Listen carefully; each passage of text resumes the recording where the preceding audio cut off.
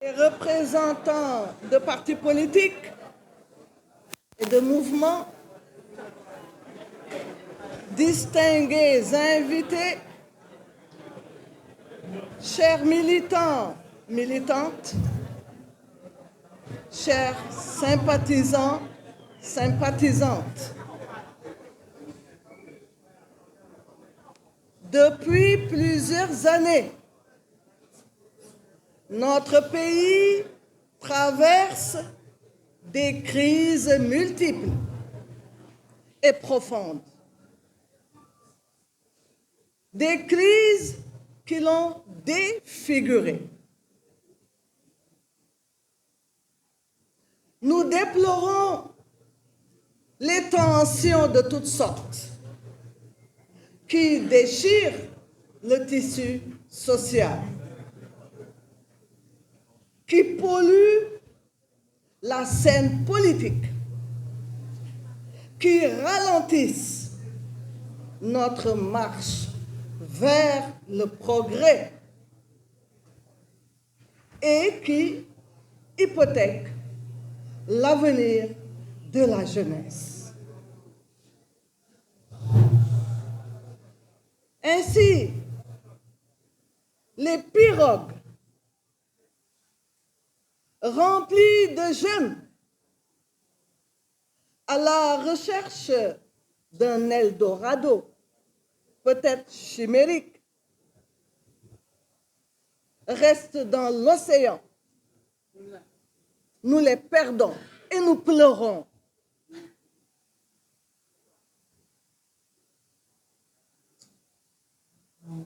Nous ne savons pas combien de nos enfants et petits-enfants sont dans l'eau.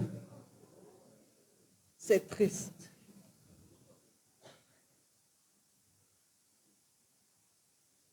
C'est une véritable tragédie. Les frustrations dans un contexte de déperdition des valeurs et de dégradation de la dignité humaine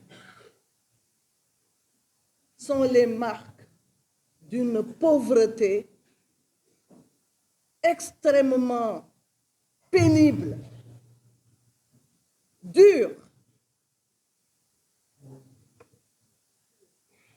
Alors, quand on touche aux institutions, l'une des principales, c'est la justice. Elle est décriée. On parle de 2 poids, 2 mesures dans la justice, ce qui est inadmissible, car la justice est un droit fondamental attaché à la personne humaine. La promotion de la médiocrité, on préfère peut-être les médiocres, et l'absence d'éthique dans la gestion des deniers publics et dans le foncier, la gestion des terres, eh bien, ce sont des scandales qui sont documentés pourtant dans des rapports périodiques des institutions. Mais on met le coude dessus.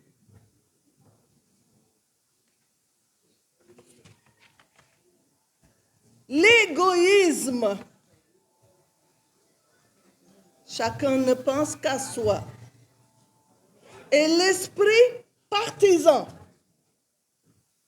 Il faut être d'un groupe, surtout politique, pour être respecté et bénéficier des droits. Eh bien, en y ajoutant le manque de transparence et de patriotisme,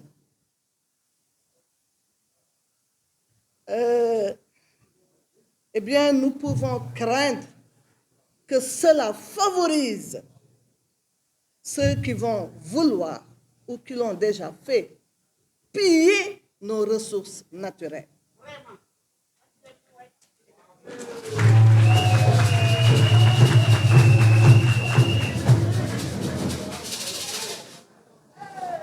La violence, avec son lot de morts, de blessés, de familles attristées, est devenue presque une culture sociale au Sénégal.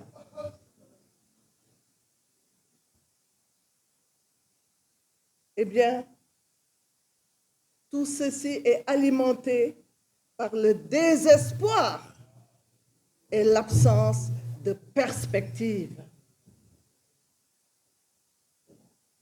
Eh bien, nous avons utilisé pour décrire le Sénégal, sa situation, une métaphore. Nous sommes partis du corps humain. Parce que le corps social sénégalais ressemble à un corps humain. Mais quel type de corps humain? Un corps humain malade, qui a mal partout.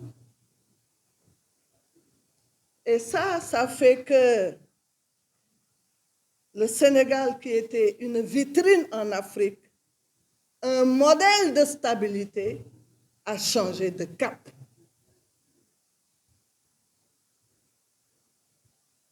Je voudrais poser une question. Où en sommes-nous aujourd'hui avec la gouvernance sobre et vertueuse? Un slogan, beaucoup de slogans dans le pays, mais c'est la pratique qui fait défaut. Eh bien, sans avoir la prétention de guérir tous les maux dont je viens de parler, j'ai l'humble obligation de vous soumettre ce projet qui est articulé autour d'un contrat de performance. Contrat de performance dont l'ambition est d'éradiquer les causes profondes qui gangrènent notre corps social. Eh bien, nous voulons vous présenter notre projet de société, notre vision, la troisième voie politique. Les socialistes et les libéraux ont échoué. Ils ont échoué en ne répondant pas aux questions de notre société. La gauche se cherche, tandis qu'une bonne partie de la société civile, une bonne frange de la société civile est au point mort depuis qu'elle a rompu avec son message originel. La troisième voie que nous prônons depuis près d'une décennie, 10 ans, près de 10 ans, est une réponse à l'échec des discours officiels depuis l'indépendance. Elle est une voie citoyenne où le peuple n'est pas embrigadé dans des problématiques strictement politiciennes. La troisième voie permet à chacun de participer à la gouvernance, de construire ensemble un citoyen nouveau armé de valeurs éthiques, sociales et républicaines.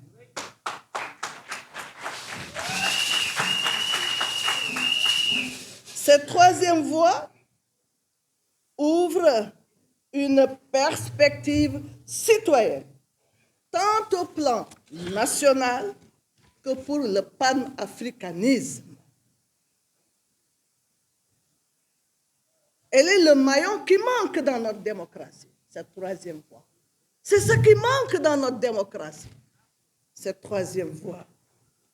Nous vivons dans une société en crise où l'humain, la personne humaine, est dévalorisée.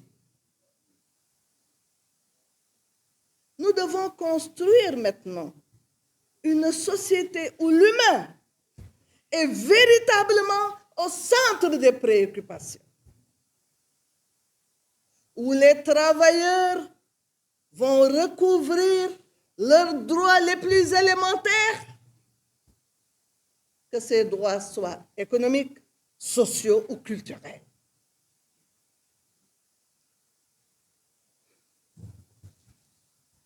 Les Sénégalais et les Sénégalaises doivent se sentir accompagnés et soutenus afin qu'ils puissent supporter le poids de la vie.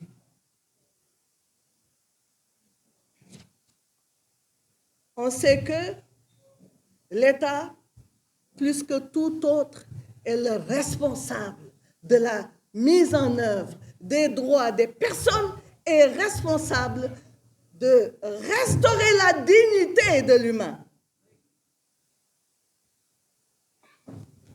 Responsable du retour au bien-être et à l'épanouissement de tout un chacun.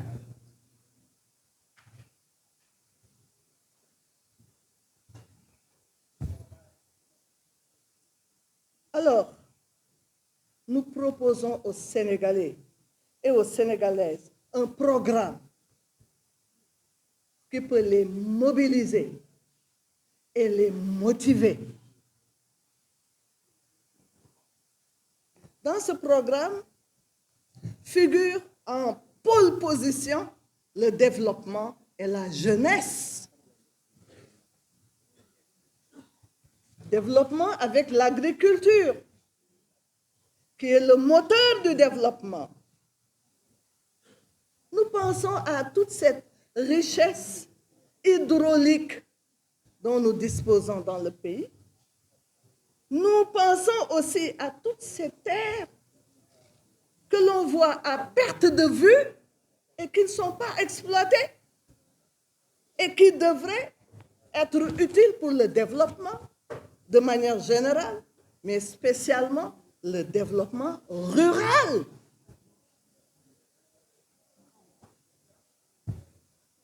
Parce que si on s'occupait du développement rural en utilisant ces deux éléments fondamentaux que sont l'eau et la terre, eh bien, je crois que la situation des populations évoluerait plus positivement.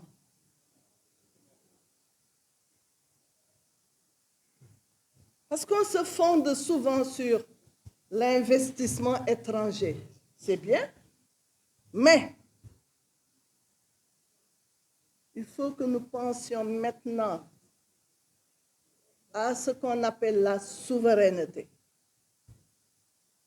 Nous ne devons pas tourner le dos carrément au pays pour ne regarder que vers l'étranger. En matière économique, nous avons des valeurs, nous avons des savoirs que nous devons mettre en exergue pour que le pays évolue positivement.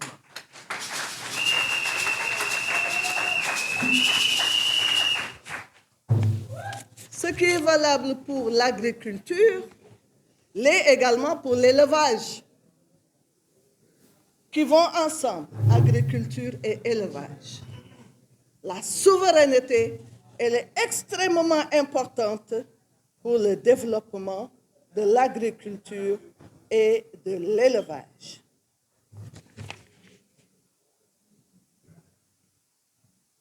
Et donc, je pense que ce que nous proposons, c'est-à-dire la capacité, la capacitation du monde rural c'est ça qui va faire développer le Sénégal. Et c'est ça que nous proposons en premier dans le domaine du développement. Je veux parler aussi des entreprises. Les entreprises, que ce soit des PME ou de grandes industries, fleurons de notre économie. Eh bien, ces deux entités, PME et grandes entreprises, vivent dans une précarité contraire aux ambitions d'émergence du Sénégal. Pendant que l'entrepreneuriat le plus modeste, c'est-à-dire l'entrepreneuriat populaire, nourrit à peine son homme. Voyons les tailleurs, voyons les artisans de manière générale, hein, voyons ces travailleurs qui ont créé de petites entreprises et qui n'arrivent pas à tenir les deux bouts. Parce qu'étant dans une situation de précarité inadmissible. Je voudrais parler quand même, en dehors du développement économique, parler de la santé au Sénégal. Vous tous, vous savez que la santé est dans une situation qui est peu favorable à l'épanouissement du Sénégalais. Pourquoi? Parce que l'accès aux soins médicaux est un véritable casse-tête dans notre pays.